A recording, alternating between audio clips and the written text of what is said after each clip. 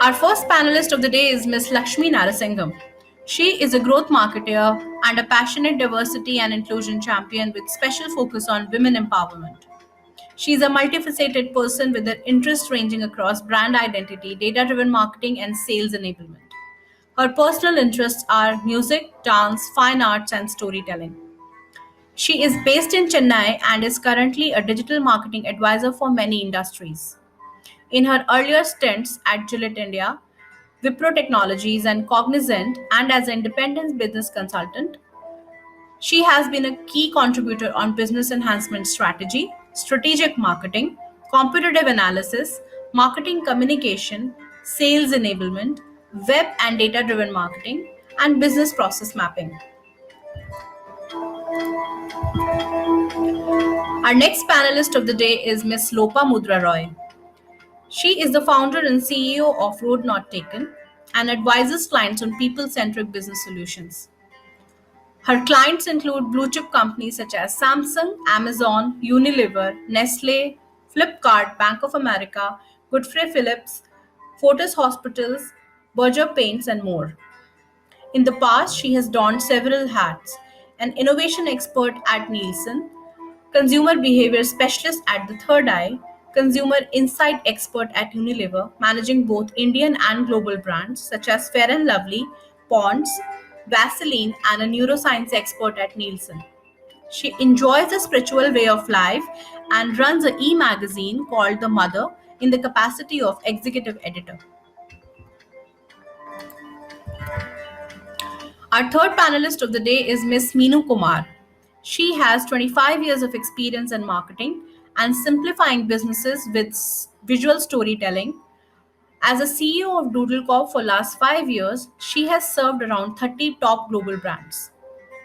She is passionate about motivating and encouraging people to exceed their potential beyond their comfort zone and exploring new hobbies. She is a proud recipient of MartCon Top 50 Marketeers Award in Asia and Middle East in December 2019. A beginner violinist and motorbiker, she has keen interest in organic farming, ballroom, and tango dancing. She is also a professional portrait artist, having sketched 300 people. Our panel will be moderated by Megha Saxena. She is a growth marketer and has an expertise in digital marketing and product management with an experience of 17 years. She has worked in a wide spectrum of industries, including publishing, e commerce, travel, and hospitality, with brands like Make My Trip, Amar Ujala, Carnation Auto, and Hyatt Hotels. Recently felicitated by Indian Achievers Forum for contribution and achievement in digital solutions in year 2020. She is a passionate traveler and loves to try new cuisines. On behalf of the whole all panel and our team, we welcome you to our discussion.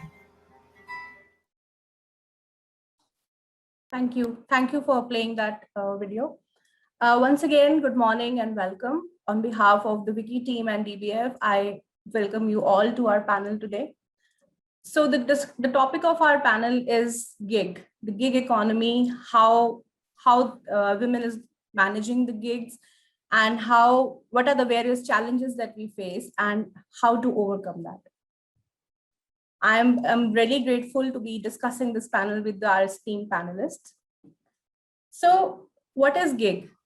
Gig economy is another word is also known as freelancer or a contractor's market, where a person works in a small time stints with various big companies, small companies, and medium-sized companies. But what is it for women in this economy? What are the various challenges that women face? So I have three very experienced panelists with me in this area, and I'll start with Lakshmi. So Lakshmi, we recently know that you have been working with a lot of freelancers. You yourself has been in an independent consulting role. So what do you think? The most important question in my view is that supply versus demand, that where to be present in order to be, getting the work. And for our business owners and our recruiters, how to find the right talent is something which is very important and very crucial when it comes to find a right talent. So what are your tips and what are your recommendations for both the side of coins? Thank you so much, Megha. I hope I'm audible. Yes. Okay, great. So thank you so much, Megha, Vicky, Delhi Marketing Council, and Delhi Fair and pragatiE for having us today. So first of all, now gig economy, as many of us know it, and as Megha has put it, is largely, yes, the freelancing market. With the digital world and virtual platforms everywhere, it has all the more pushed people to look beyond borders and to find the right talent. What is it in it for women? Say 10 years ago or 12 years ago, when I started off looking for freelance work, these platforms and these viable mechanisms of work did not exist. Having said that, today many platforms give the opportunity for freelancers to register themselves and to be available for services. There are international platforms like Upwork, Catalant, and there are Indian firms as well, which are like Truelancer and the whole works. So specifically, when you look at the gig economy and how it facilitates women, especially when they go through the life challenges, there are lots of avenues for them to look for work as they are providing their services specifically in the marketing arena, be it content writing, content creation, social media management, social media creation, the whole works. So these platforms such as Truelancer, Upwork, Catalant, Fiverr, TopTal, many of these give them an avenue to register themselves and to provide their services for a certain fee, which means that the platform provider will take a certain margin before projecting their services. So besides that, the basic thing that anybody who wants to contribute, keeping her mind active with professional work as well as balancing the home, the first thing of course is to get your profile ready. And today, many platforms such as, W Square, Aspire for Her, EVIT, based out of Tamil Nadu, many of these organizations provide that fulcrum of support for women to help create their profiles and be ready to be recognized. And there are many such forums also, as well as National Marketing Council, which help them build their career with mentoring and coaching opportunities as well. So this is on how women can prepare themselves and what are the avenues that they can look for. Looking at the demand side, many organizations, especially the small and medium enterprises, definitely look for talent whom they can use as per their needs. And these platforms give the right opportunity to hire them. What these platforms also do is to provide a certain rating mechanism based on the services provided. And you could be sitting here and work for anybody in the world. That's the flexibility it really gives. Coming to bigger organization, large corporates, that's a little more streamlined where there are project-related contract-based work. So today, while there is a big potential for the gig economy and is poised to grow, there's a large proportion of it which is still, waiting to be tapped. So most of the larger organizations like established firms, say MNCs, will look to hire people on contract basis, which is typically a 9-to-5 model. So these are the two sides that, women should be aware of before they want to get into the gig economy model. I hope I provided my inputs, Megha. Over to you. Yeah, thank you, Lakshmi. Yes, of course. So like you said, there are various kind of gigs that are available. There are gigs which are available only, let's say, for 5 minutes, like filling up a form or something. And there are much extensive and much inclusive gigs also available, which needs a lot of coordination with the employer. So I'll come to you, Lopa, because you've been running a business for quite some time and you've been working with freelancers. What are the best ways to, how do you go about when you're trying to find a good, right talent, and what are the various platforms you go for, and what are the tips that you would like to share with the people who are venturing into it now? Right. So I think, first of all, hello, and thank you very much for organizing this. Very happy to be part of this panel. It's a very important topic that we're discussing today, something that has a huge implication for our fraternity, more so our fraternity. And I'm glad that we're getting a chance to share our views. In my experience, in addition to the platforms that Lakshmi spoke about, and they're all extremely useful, LinkedIn is something that, of course, we use extremely extensively, because I think all these platforms in their own way have also managed to target a certain kind of workforce, a certain kind of industry. So some platforms are more geared towards certain industries, some are more towards others. I think in my industry, LinkedIn works really well. The only thing that I'm beginning to realize increasingly over the last couple of years is it's very important for us to tap into the tier 2, tier 3 towns of the country. And if you look at most of the platforms and the communication that's going on, the kinds of events that's going on, the whole targeting strategy is extremely metrocentric at this point. Whereas, and I, post-pandemic, I moved to a small town. I've been living out of a small town in the last 1 year or so. And I can see the quantum of potential and talent that's resident in the tier 2, tier 3 of the country, which I think currently needs to be tapped into. The ecosystem needs to therefore target and talk to this community in a slightly different way. It can't be the same strategy with which we've been talking to the traditional organizations, and understandably so, because all the hubs were in these 4, 5, 6 metros. And therefore workforce was coming from there largely, and then there was a physical migration from smaller towns. But today, with the way the digitization has taken over, like she said, there is no border anymore. It's all in our head. And therefore, to break this border completely from our head as well, I think we need to reach out to these tier 2, tier 3. I was recently reading this statistic, which showed that women from the smaller towns are actually raising more funds for their businesses compared to their urban counterparts, which indicates the level of ambition, the level of confidence that's really surging in this part of the world. And therefore, they will be that much more geared to lend themselves.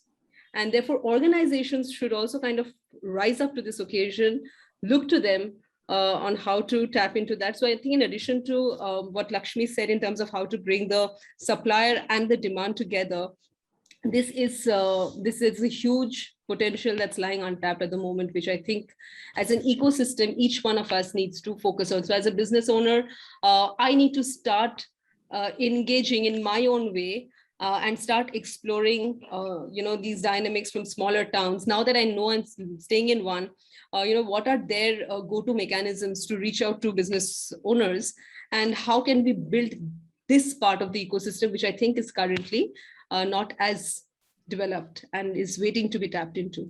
So following up with the question here, as you said, LinkedIn or other platforms which Lakshmi mentioned, tier 2, tier 3 cities, and I totally agree with you that the talent can lie anywhere, and it's important that business owners find them and talent also know how to showcase them.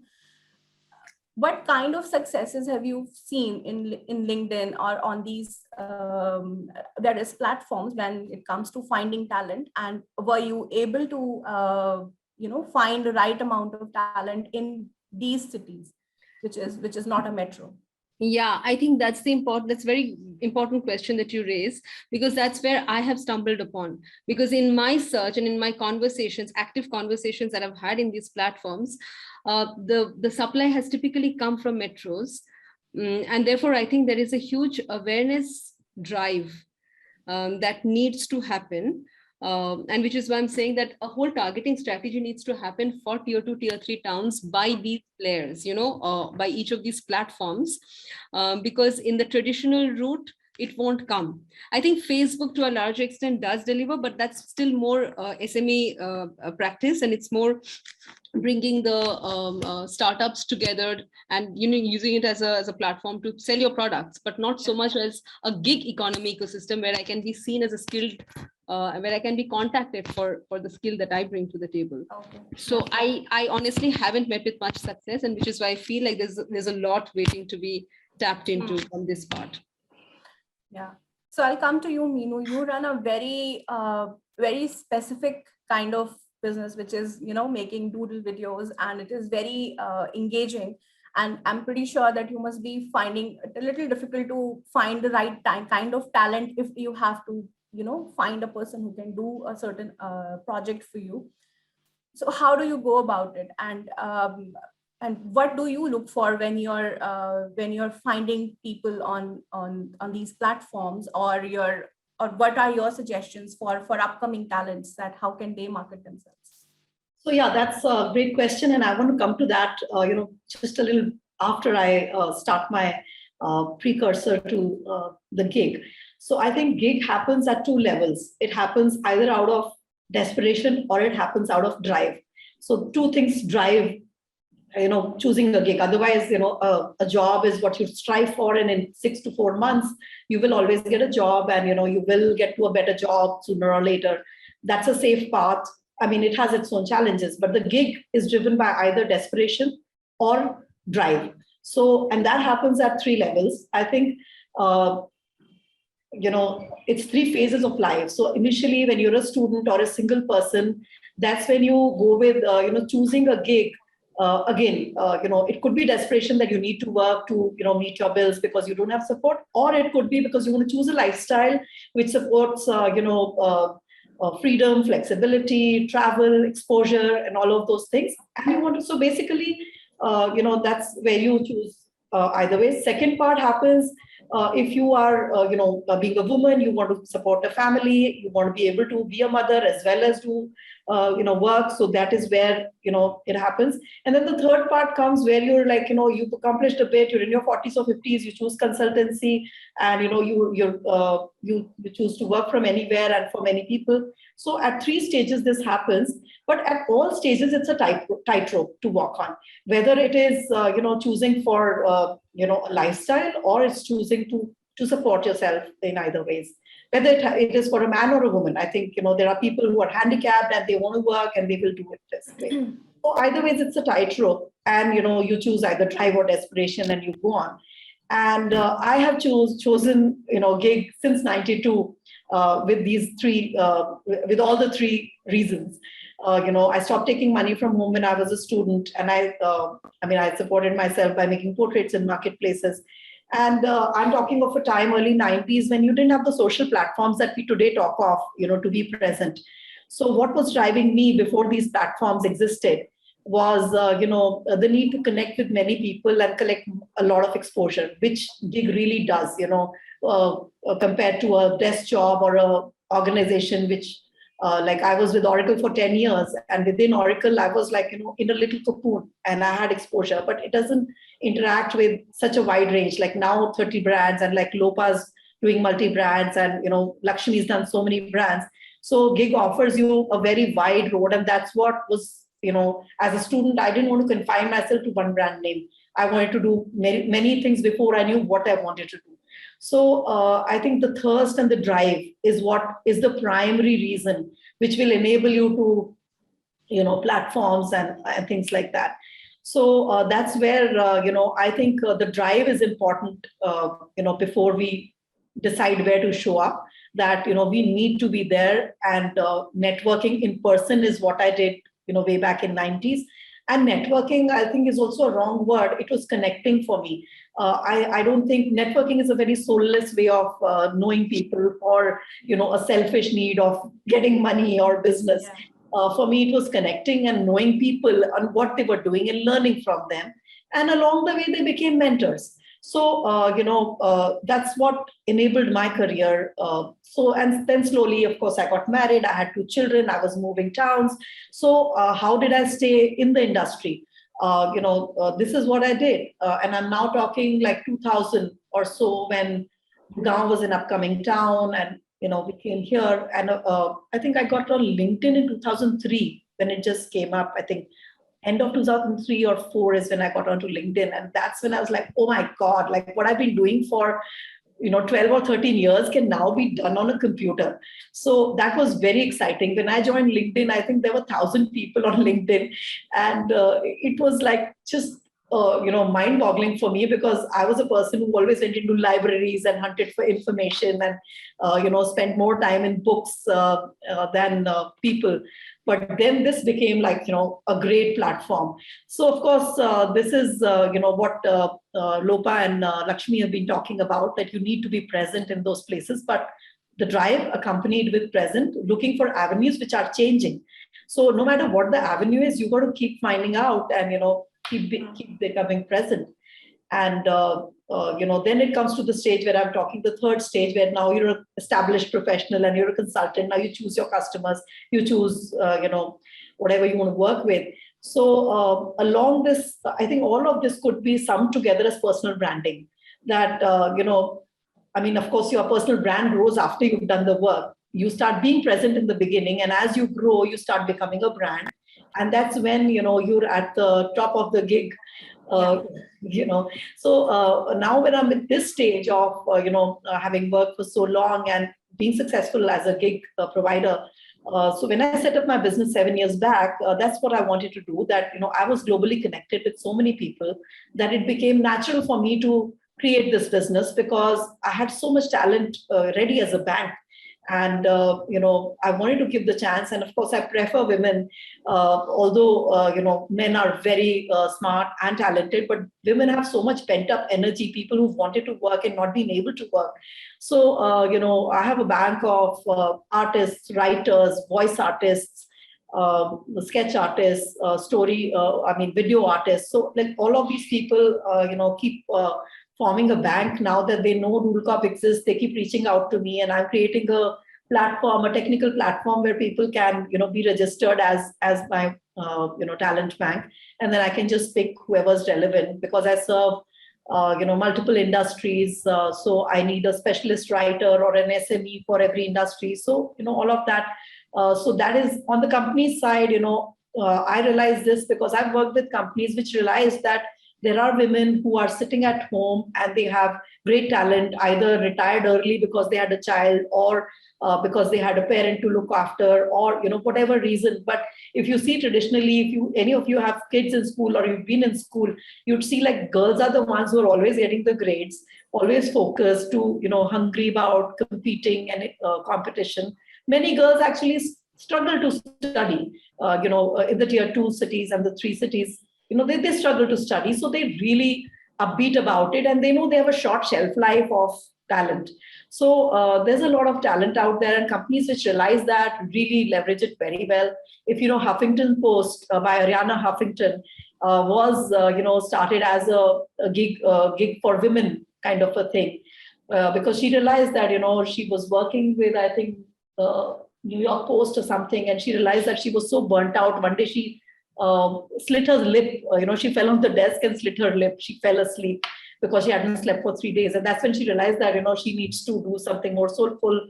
And I don't know, she do the Happiness Project. She did a thing called the Happiness Project, and she realized that women like her are just struggling walking this tightrope.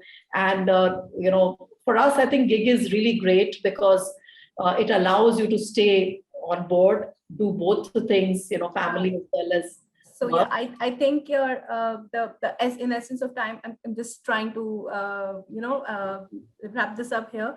That what I can understand from your discussion is that being present at the right time from the freelancer or a contractor perspective, branding yourself, making sure that you're reaching out to the right people, connecting with them. Yeah. And from businesses' point of view, I think expanding their horizon not only to the metros but also to tier 2 cities, and maybe expanding their thought process also to see that the talent can lie anywhere, and that's how it is. Now coming to a very important point, Meenu, that you made, that there are 3 things that generally drive the whole gig economy. I was reading an article in Western Governors University recently, and they listed down some pros and cons for gigs, generally from a freelancer and from a business point of view. When I say the pros for a freelancer is, of course, they get flexibility, they get independence, they get a variety of jobs that they can work on, and they get financial independence. At the same time, the cons are that, they are isolated, they're working in the silos, they have lack of cultural solidarity, and they don't, and there are a lot of stress that when it comes to,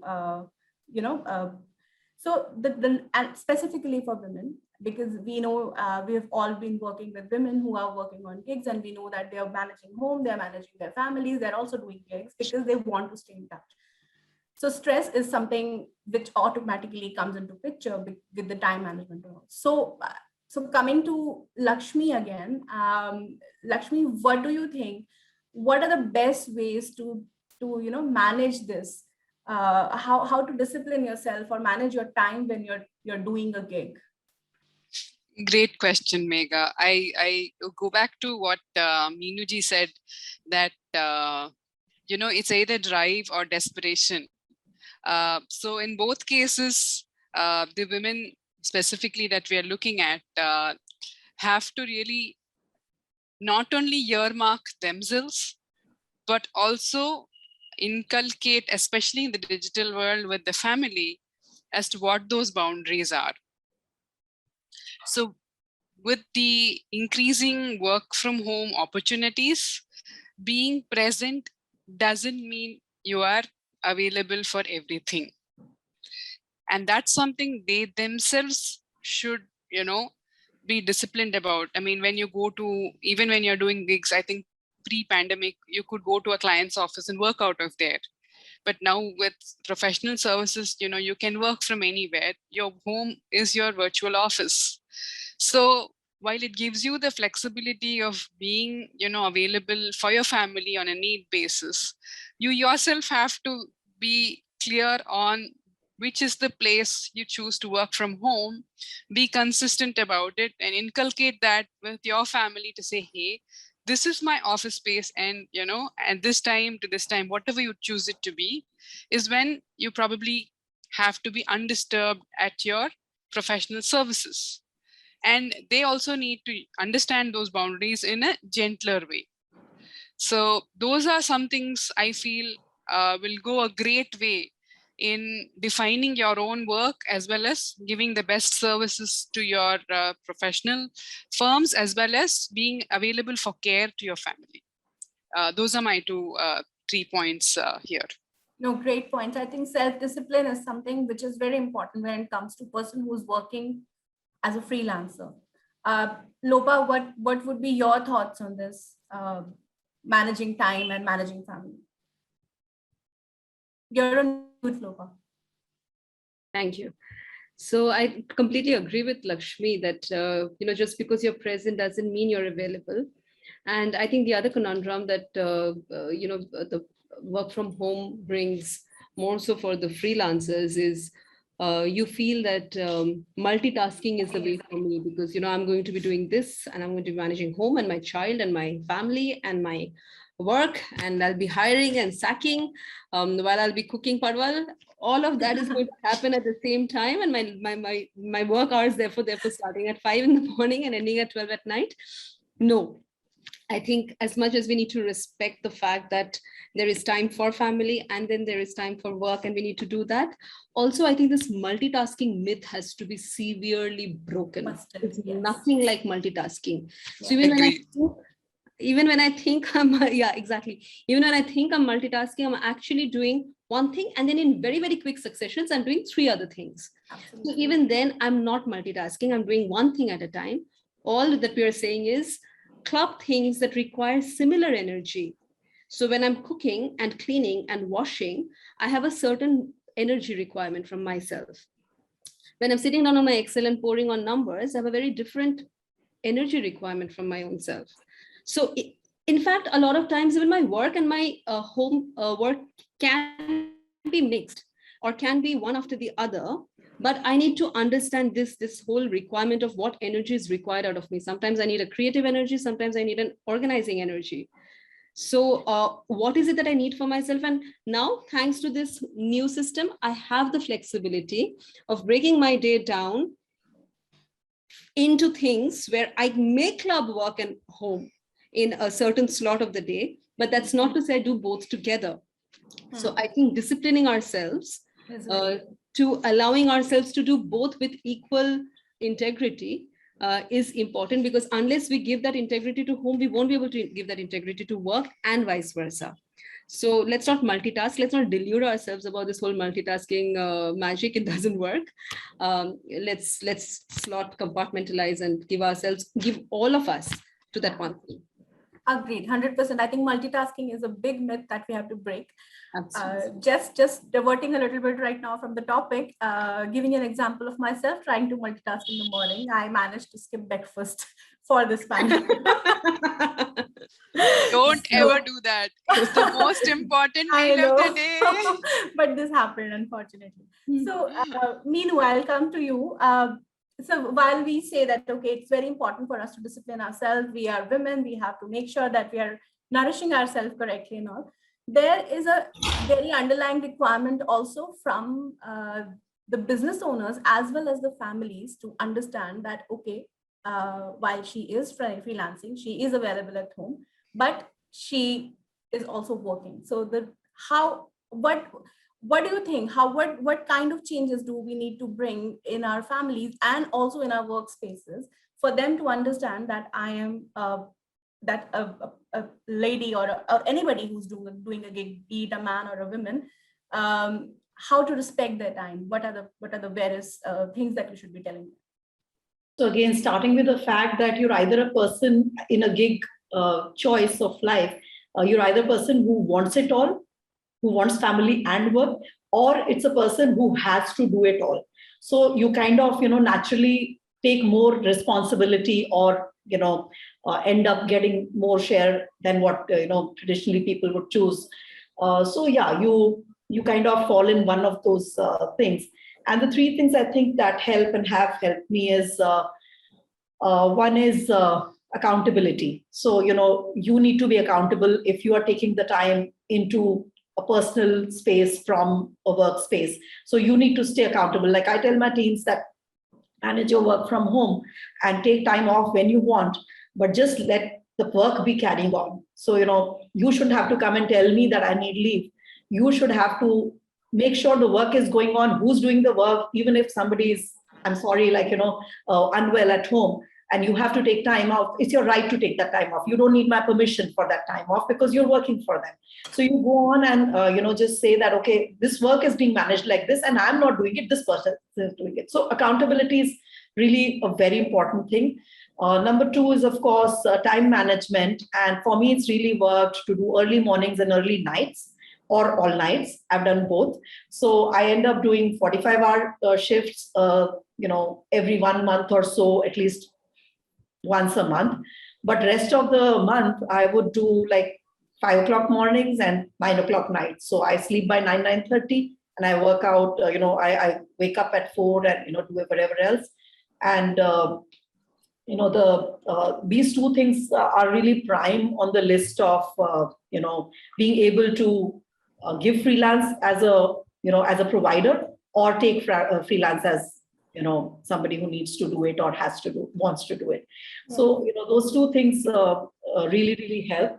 And the other thing I would really like to talk about very briefly is, when I had 2 children and I had a steady job at Oracle, it was a lot, because that's when I realized that, in India, at least, I don't know, other countries, I may not be able to say, but people either chose to be a working woman or be a stay-at-home mother. And either of those women in the 90s got respect. So if somebody was working, their mother or mother-in-law took on all the jobs of the household. And if they were, at home, they were very proud to be a homemaker. But, we kind of tend to do it all or have to do it all kind of people.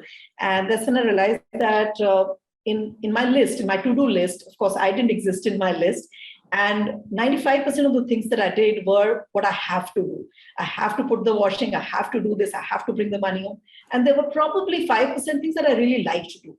So that's when I started, expanding that list.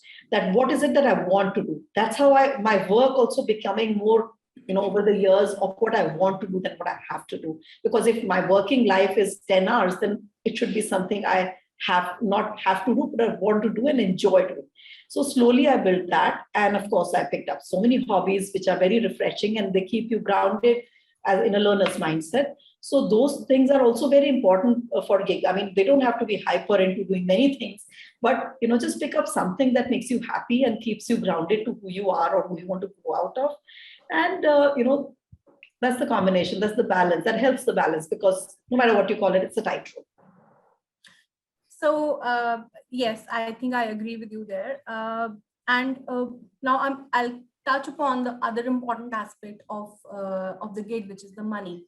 I think that is something which is very important, and we all know that it's something all of our employers and freelancers do look for. Now, the point that comes here is there are various challenges that businesses face when they are hiring contractors, like, for example, the regulations. Or sometimes they also feel that they're less reliable. The resources are not very reliable because they're working at their own pace and they might not be. So what are the systemic changes that you think is needed for supporting this gig is very important. So I'll start with Lopa. What do you think, Lopa, that the organizations need to understand, or what are the systemic changes that are needed to support gig in terms of money, pay parity, and all of the other things that can be done? Right. So I think it's two ways. It's not just the organization, but also the worker. You would notice that a lot of freelancers themselves start with this very this whole flexibility. The game of flexibility is a very tricky one because you don't know where to draw the line. And in absence of those lines that are strictly drawn, unlike a corporate where they are very strictly laid out, a lot also depends on the worker themselves. So, how many of them really take their, for example, the payment. One is I should get paid my work, and the other is I should get my timely payment. Oftentimes I've noticed this with organizations that freelance payments are mostly delayed, or they are not in the priority because they know that they don't really have, that cushion exists. There's an unsaid cushion that exists. There's an unsaid informal understanding that exists. But I think those are the things which need to be tightened at both ends. But I would say that, yes, while some rules, regulations, some government interventions will be important as we grow this ecosystem into a more systematic process. But I think to start with, a lot of the owners, I would say, would also have to be with the freelancers themselves, because in a large country like ours, we know that these things take time to move. But I do notice, in fact, I notice this with a lot of the youngsters, that they are extremely clear about, and they're very vocal about their payment terms, what they want, what they don't want, what's not okay with them. I think those are the things that our generation needs to really learn from them as to how to peg my self-worth in terms of payment, what I'm worth and what not, and how do I systematically put that in place to ensure that at the end of the project, I get my worth. So I think that's important. In the interest of time, I just cut it short here, but I think that self-worth is an important thought that I'd leave the team with. So yeah, I think it's important to put your terms in the contract when you're talking about it. Lakshmi, what are your thoughts about it? Great points, Lopa. I mean, I too had a stint of independent consulting before I joined Cognizant. So those were challenges that I too faced, where businesses will have to wait for their cash flows to come in before they paid you. And or they treat you as bonded labor. So that kind of maturity, I think, in organizations, while it's gone through some change, there is more scope for improvement as we go forward. And secondly, what I find is that the government is actively looking to enable this gig working economy as well by providing a social security. I mean, just recently they've launched an e-Shram portal for all types of workers, and gig economy workers, especially the digital white collar professional services, is something that they're looking to right now. That facility is not there. But similar to an employment provident fund or a state insurance as well, they are looking to provide a pan-India basis for the gig workers, starting with the blue collar and then graduating to the white collar. So I think the next couple of years is going to be a good boost for those who are looking to employ themselves. And trends also say that exactly what Lopaji had said, that today's generation who is joining the workforce is so clear, and there's so many things I have learned in the last couple of months while dealing with them. They're absolutely clear in terms of what's done, what's not done. What are my terms? What are the different services I provide? And that's something as a 20-something, I'm not sure if I was aware of, to be absolutely clear and say, I need this much as advance. These are my hours. These are the time I will do. These are my services. If you want anything more, any more revisions, you'll have to pay me. So that is something huge learnings, even for me, when I'm looking to, have freelance people, I'm actively looking to do that. So those are huge learnings for us. Yeah, I think, yes, totally. Meenu, what are your thoughts? So yeah, I mean, I agree with Lopa and Lakshmi on the fact that either industries are exploiting gig workers because they tend to already be apologetic or feel like they are a little less than people who work in jobs. So even though they may be more talented, but it's seen as a shortcoming that you had a child or you had to take a sabbatical or whatever reason your freelance premise is on. So I think that is definitely a social dynamic or a psychological dynamic that will take time to break, till society changes. The other thing that is creating this downside is the lack of a standardized hourly rate based on experience, which exists, in the countries abroad. But even those countries where that exists, when they work with people in India, they tend to want a cheaper rate. So I think that's a big problem that exists on the exploitation end of companies doing that. And how it can be addressed, of course, we can wish things to happen, but Trump will go when he will go. So we can't wish it away before the next elections. So what can we do, as a gig worker, is what I learned along the way, really the hard way, after losing a lot of money that people would not pay me, whether it's even big companies, is that, how you can frame a little contract that you sign with these people, like they make you do an NDA for even sharing information. Frame a little contract which nails that this is the number of iterations I will do. That is where you get exploited the most, because you are promised the work, not how much hours you're putting in, and we don't have an hourly rate. So I, even as a small business owner, my contract says to even an Airtel or any company that I work with, that after this iteration, you'll be paying this much. And, so over the years, after trial and error, my conditions are so long, they really sweat. But, once I have signed the NDA to do everything, I have become an empaneled vendor. There are some conditions I also have. And those are reasonable conditions. It just talks, I was doing a code of conduct training for a company, and their code of conduct to the vendor was so unethical. I was like,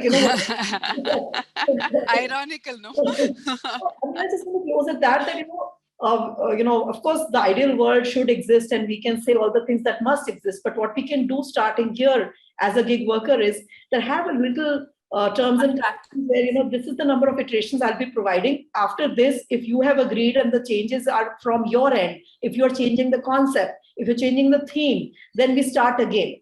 So, that kind of, and that really frames their, at least in the Indian market, I've seen no matter which corporate you're working with, they tend to have this very lavishly extended want list where they don't define what they want.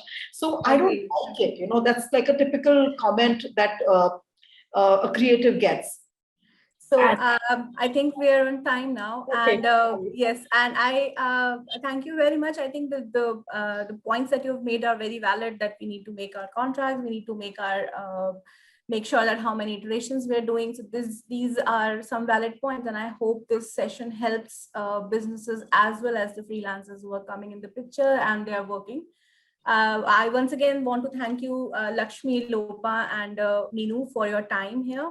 And on behalf of the whole Wiki Delhi Marketing Council, I thank Delhi Book Fair for giving us this opportunity to collaborate. Thank you once again, and have a good day, everybody. Thank you very much. Wish you all a very good day. Bye-bye.